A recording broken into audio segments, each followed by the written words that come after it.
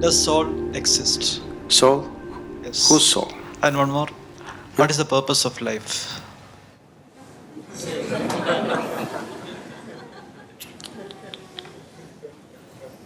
You're just asking very big questions without understanding the significance of the question. See, when you ask, does soul exist, you're not talking about an academic subject. You're asking, what is the nature of who I am? Or you're saying, I don't know a damn thing about myself, please tell me. Yes? Isn't it? You're asking this very easily because you have not been touched by the pain of ignorance, the pain of not knowing who you are. It has not torn you apart. If it really touches you that you're just living here, doing all kinds of nonsense without knowing the ABC of who you are, it should be very painful, isn't it? That pain has not yet touched you. You're mouthing questions, it's not sunk deep enough. So every day you must remind yourself, at least spend 10 minutes in the morning, just see what an utter idiot you are. You don't know anything about yourself, but you're busy with all kinds of nonsense in your life. Every day, just 10 minutes, remind yourself as intensely as possible your ignorance of yourself. Then slowly the pain will sink. When it becomes so painful that you can't bear it, knowing will not be far away, it's one moment. If I say, yes, you have a soul, but can you walk better? What use is the soul? Did they put any kind of utility to the soul? These two are useful. That other soul that they're talking about, is it of any use? It's of no use. So don't talk about it. And if I tell you it is there, what does it do to you? If I tell you, no, it doesn't exist, what does it do to you? Nothing, isn't it? Only thing is, the next dinner party that you go, you can entertain people around you talking about the soul.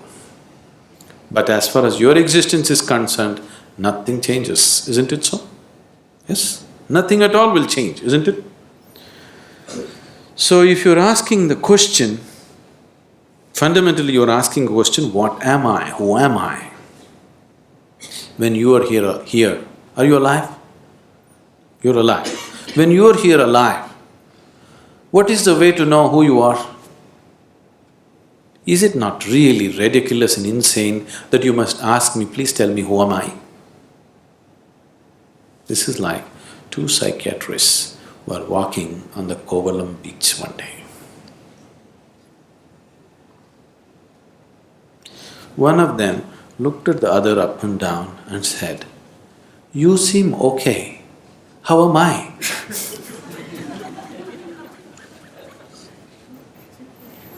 This is just like that, isn't it? You're sitting here, you're alive, you're existing, and you're asking me, who am I, what am I? Is it not ridiculous? Very ridiculous, isn't it? Only thing is, the majority is with you. That's the only comfort which has not allowed you to know the pain of ignorance. You have a huge majority of people around you who are all saying, yes, this is the way to be. Yes, that is the only thing which has given you some comfort. Suppose you are the only man on the planet who does not know who you are, everybody else knows. You know how it would be for you? Yes? You don't know who you are, you're busy in the world. Does it make any sense or does it sound like madness? Insanity, isn't it? But the comfort is, you're in a huge asylum where everybody's like you. So your problem is, your existence itself right now is only in comparison with something else. You have no existence of yourself, please see. Right now, if you don't have something that everybody has nose. Suppose you did not have a nose. Actually, you can breathe better, you know. If you take off your nose, you will get 22% extra oxygen. You will be more healthy, everything will be better. But you know how you will suffer? Because everybody else has a nose. Yes or no? Or if you get something extra that other people don't have, you still suffer, isn't it? Suppose you grew one horn. You know how terrible it would be? But if everybody had a horn, then we would be polishing it and decorating around. Your very existence is in comparison. There is no existence of yourself. Everything is in comparison. So, with that comfort, you're passing off without knowing the pain of not knowing. If you know the pain of not knowing who you are, then if you just see that I don't know anything about myself, tears will come. If it starts tearing you apart, knowing is not far away. It's very simple.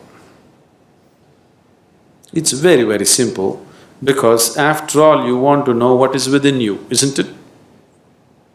Can what is within you be denied to you by anybody or anything? Do you need a passport to go within? Do you need a visa? To turn inward and know what's within, do you need somebody's permission? Or can somebody stop you? Can any authority in the world stop you? No. So who is stopping you? Who could be stopping you? Only yourself. Nobody else but yourself. Nobody else is capable of stopping you, isn't it? So why are you stopping yourself? Simply because you made your whole existence outside of yourself. Your very existence is only in comparison with somebody. Because this has happened to you simply because the very nature of sense organs is like this. Because your experience of life is limited to sense perception, that is the reason why you're existing in comparison with somebody, not by yourself.